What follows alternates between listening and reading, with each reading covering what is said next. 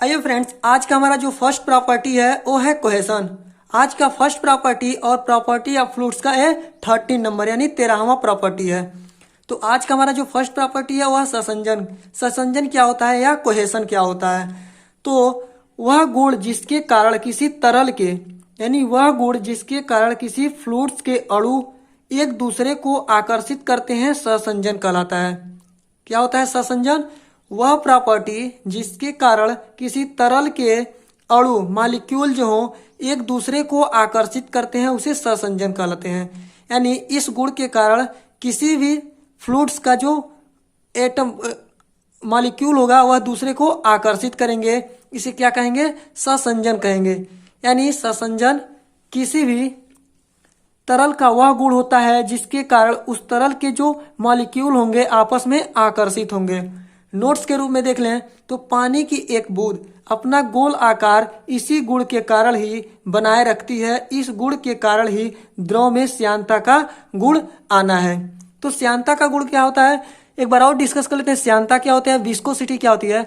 तो किसी तरल का वह गुण जिसके कारण उसकी एक परत का दूसरी परत पर फिसलने में विरोध होता है श्यानता कहलाता है।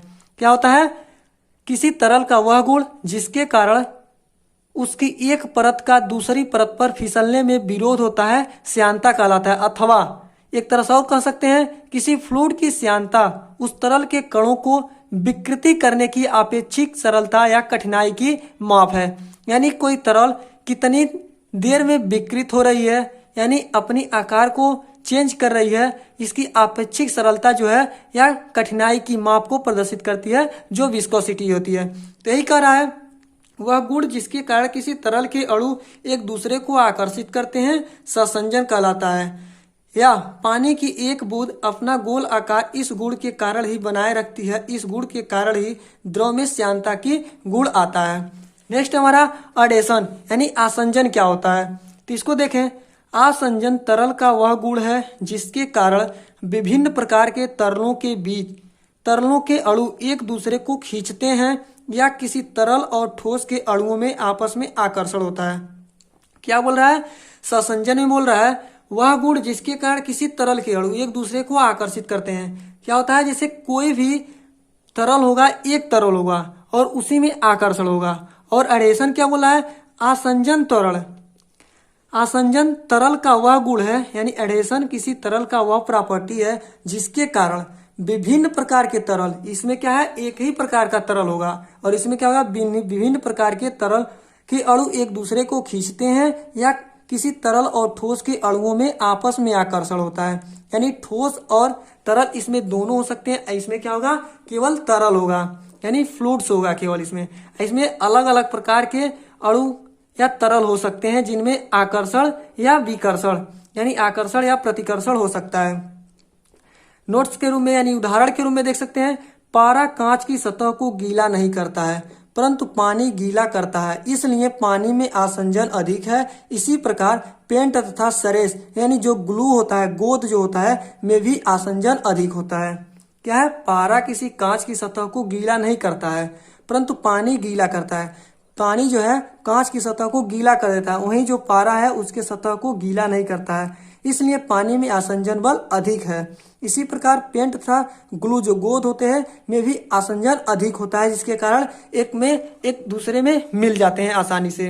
अगला जो हमारा प्रॉपर्टी है आज का तीसरा प्रॉपर्टी वो है सरफेस टेंशन। पृष्ठ तनाव क्या होता है या तल तनाव क्या होता है? तो किसी द्रव तथा गैस या एक द्रव और दूसरे द्रव आपस में न घुलने वाले द्रव। क्या है? किसी द्रव तथा गैस या एक द्रव और दूसरे द्रव जो आपस में घुल न सके कि संपर्क सतह खिंचाव या तनाव में होती है, इसी को तल तनाव कहते हैं। क्या है? किसी द्रव तथा गैस या एक द्रव और दूसरे द्रव की संपर्क सतह खिंचाव या तनाव में होती है, इसी को सरफेस टेंशन या पृष्ठ तनाव कहते हैं। एग्जाम्पल के तौर पर देखें। सतह में तल तनाव अणुओं के आकर्षण के कारण होता है। इसका एग्जाम्पल है पानी की गिरती हुई बूंदें पृष्ठ तनाव के कारण ही गोल के आकार में होती हैं, क्योंकि किसी आयतन के लिए गोले की सतह का क्षेत्रफल सबसे कम होता है। यानी सरफेस टेंशन के कारण कोई भी लिक्विड होगा वह अपना कम से कम एरिया को ग्रहण करना चाहता है। इसलिए पानी की बूंद जो होती है, वर्षा की बूंदें या पानी की जो भी बूंदें होंगी, हमेशा वह अपना गोल आकार धारण करने की कोशिश करती है, क्योंकि जो गोले की सतह का क्षेत्रफल होता है वह सबसे न्यूनतम होता है। नेक्स्ट प्रॉपर्टी आज का है केशिका क्रिया या केशिकत्व यानी कैपिलरिटी और कैपिलरी एक्शन। क्या उस क्रिया को केशिका क्रिया या केशिकत्व कहते हैं जिसमें बहुत कम व्यास की नली को यदि किसी द्रव में डुबोया जाए तो नली में द्रव का तल नीचे हो जाए या ऊपर उठ जाए। इसी क्रिया को क्या कहते हैं? केशिकत्व या केशिका की क्रिया कहते हैं। यदि हम इसका एग्जाम्पल की बात करें तो इसका एग्जाम्पल आप लोग देखते होंगे, जब हम जो ढिवरी होता है, जैसे पहले के समय में जो मिट्टी के तेल से दिया जलाया जाता था, यहाँ लालटेन, इस समय देखते होंगे लालटेन होता है, उसमें हम किसी बत्ती को डाल देते हैं और उस बत्ती के नीचे वाले तल पर क्या होता है? मिट्टी का तेल होता है और उससे रिश्ते रिश्ते केशिका क्रिया की वजह से ही वह मिट्टी का तेल ऊपर ढिवरी के ढक्कन तक आ जाता है और हमें वहां से फ्लेम देता है, लाइट देता है, और उसके कारण जो होता है घर में उजाला आता है। तो सबसे बढ़िया एग्जाम्पल यही है केशिकत्व का। ढिवरी, जो ढिवरी है उसमें नीचे से तेल केशिका क्रिया के कारण ऊपर चढ़ता रहता है। फ्रेंड्स, आज के लिए बस इतना ही। मिलते हैं फिर से अगले वीडियो में। यदि आप लोग स्टडी क्लासेस के यूट्यूब चैनल पर पहली बार आए हो तो आप इस चैनल को सब्सक्राइब कर सकते हैं और सब्सक्राइब करते वक्त बेल आइकन को जरूर प्रेस कर दीजिएगा ताकि कोई भी वीडियो अपलोड करें तो सबसे पहले आपको नोटिफिकेशन मिल सके। थैंक यू फ्रेंड्स वीडियो देखने के लिए। मिलते हैं फिर से अगले वीडियो में।